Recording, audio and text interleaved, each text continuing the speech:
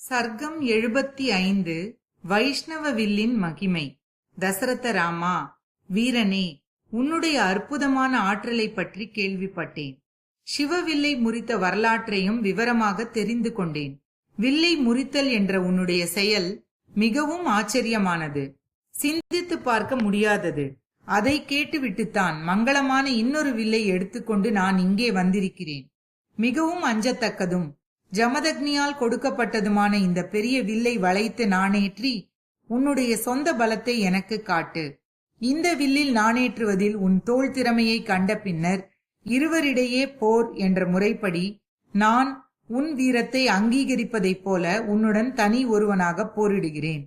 அவருடைய அந்த சொற்களை கேட்ட அரசர் தசரதர் கவலை தோய்ந்த முகத்துடன் இரக்கத்தக்கவராய் கைகளை கூப்பிக்கொண்டு வேண்டினார்.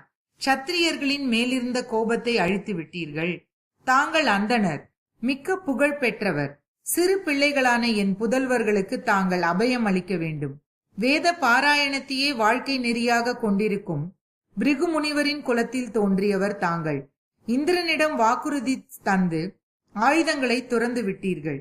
அறநெறியையே பின்பற்றி நடக்கும் தாங்கள் காஷ்யபருக்கு இந்த பூதலத்தை தந்துவிட்டு மகேந்திர மலையிலுள்ள காட்டை வாசஸ்தலமாக கொண்டீர்கள். மாமுனிவரே, தாங்கள் என்னை அடியோடு ஒழிப்பதற்காக வந்திருக்கிறீர்கள்.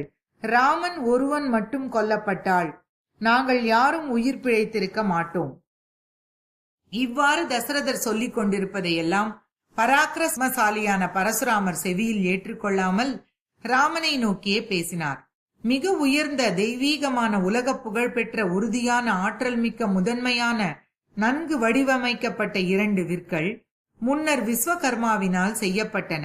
அதில் ஒன்றை போர் செய்வதில் விருப்பமுள்ள முக்கண்ணரிடம் தேவர்கள் கொடுத்தார்கள். மாமனிதனே, எந்த வில் உன்னால் ஒடிக்கப்பட்டதோ அதுதான் பரமசிவன் முப்புறங்களையும் எரித்த வில்.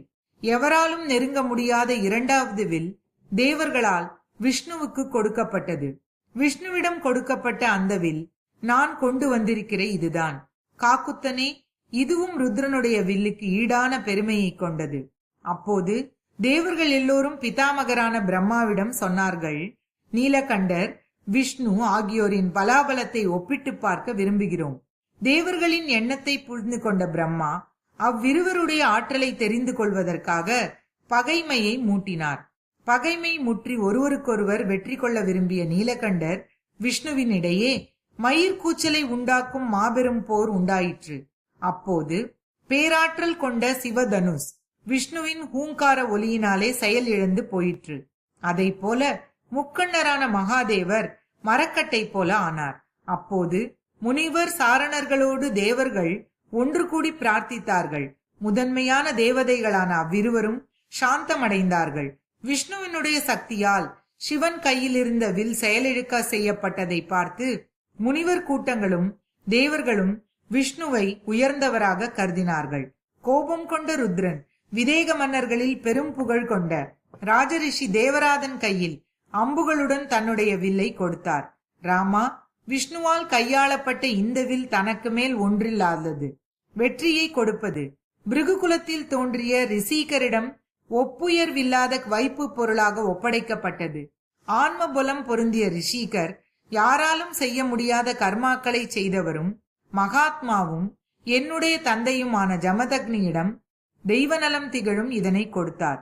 என்னுடைய தந்தையார் அஸ்திரங்களை துறந்து தவ வலிமையில் ஈடுபட்டிருந்த போது அற்ப புத்திரக்காரனான கார்த்தவீரியார்ஜுனன் அவரை கொன்றுவிட்டான். அற்ப புத்திக்காரனான கார்த்தவீரியார்ஜுனன் அவரை கொன்றுவிட்டான். வேறெங்கும் கேட்டு அறியாததும் பயங்கரமானதுமான என் தந்தையின் கொலையை கேட்டு கோபம் பொங்கி எழுந்தவனாக சத்திரிய மன்னர்கள் தோன்ற எத்தனையோ முறை அவர்களை கொலை செய்து பழிவாங்கினேன். மன்னர்களை தொலைத்து அவர்கள் அரசை ஏற்றதனால் பெற்ற இவ்வையகம் முழுவதையும் நான் செய்த கொலை பாதகத்திற்கு கழுவாய் தேடுவதற்காக மேற்கொண்ட சாந்தி யஜ்ஞ கர்மாவின் முடிவில் காஷ்யபருக்கு தட்சிணையாக கொடுத்துவிட்டு தவ வலிமையை வளர்த்து கொள்வதற்காக மகேந்திர மலைக்கு சென்று விட்டேன். ராமா, இந்த வில்தான் என்னுடைய தந்தை பாட்டனார்களால் காப்பாற்றப்பட்டு வந்த விஷ்ணு கையாண்ட வில்.